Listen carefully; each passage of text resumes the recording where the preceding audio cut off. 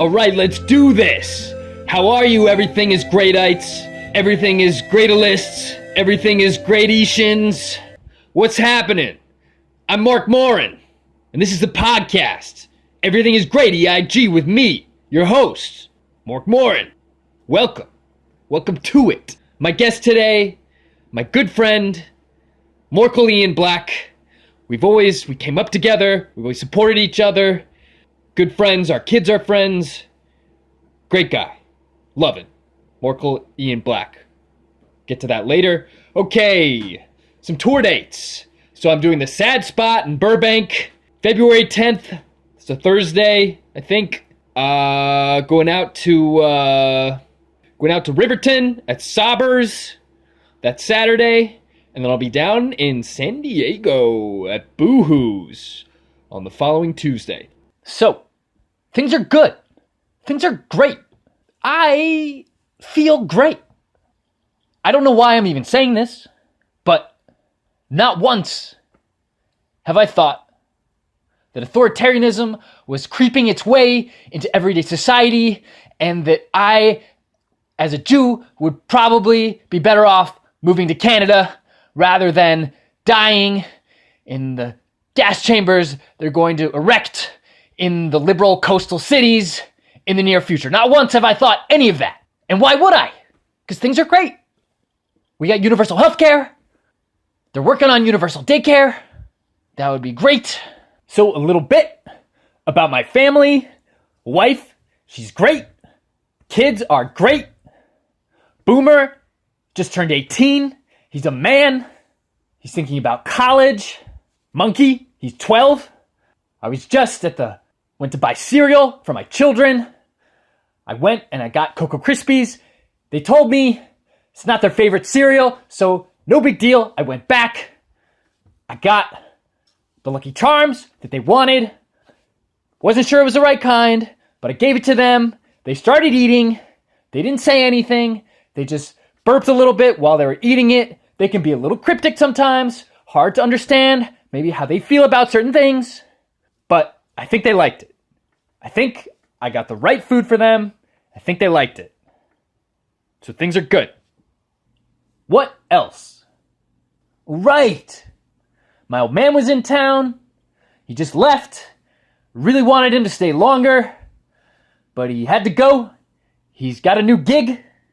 He's volunteering down in Guatemala. He's working with the children of garbage collectors. I think it's great. I think it's great for him. Love my old man. He was here. He's always been incredibly supportive of me and anything I've done from when I was just started playing pan flute, when I was 8 years old, till I became a tragedian after college. He's been there, sets great boundaries, sets a great example. When he left, we hugged for 10 minutes. That's what we do. We put our arms around each other and we just really squeeze and we go back and forth and we say, I love you, I love you, I love you. We get louder and louder each time. And by the end of the 10 minutes, we're just shouting at each other. It's great. It's my old man. I'm not embarrassed. Nothing embarrassing about that. He's a good dude. And I wish him well. His new gig down in Guatemala. That's something I've noticed. Almost anyone who's got any kind of talent as a tragic, perfect childhood. Some people, they try to make it in this crazy business. They just don't have it. You talk to them, and they didn't have that perfect childhood. Maybe they had a pretty good dad, pretty good old man, but he had one too many every once in a while. Couldn't play pinochle that night, because he was a little too drunk. Terrible tragics. Okay, that's going a little too far. Average. They're average tragic. Anybody's any good, perfect. Perfect childhood. You think if you had a perfect childhood, you wouldn't be so in touch with the darkness that it takes to be a good tragic. Well, what do you want me to do? That's just the way it is. That's my burden. Is that the leaf blower? Guys in the yard? That's fine. Okay, what else? So I was up at the Boohoo's The other boohoos up in Santa Clarita had an amazing set. Great set, great crowd. You've been doing it as long as I have. You're not really worried about bombing, but you wonder what might happen, you know? And I was just killing. People are just sobbing.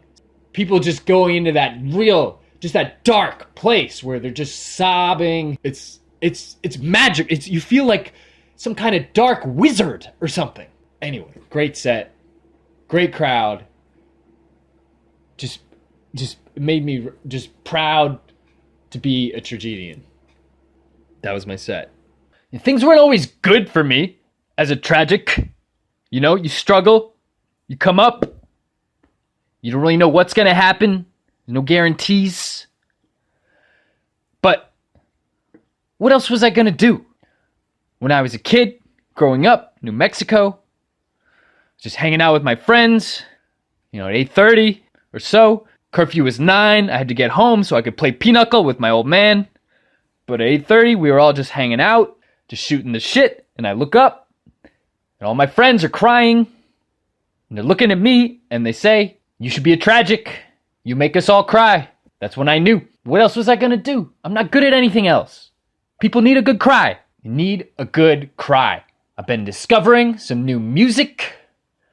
As you know, I'm into that 90s pop. Been digging into Hanson, the B-sides. O-bop, P-bop. They got a lot more than just M-bop. Some great records. Great records. Oh, I almost forgot. I'm in a new show. It's very dark.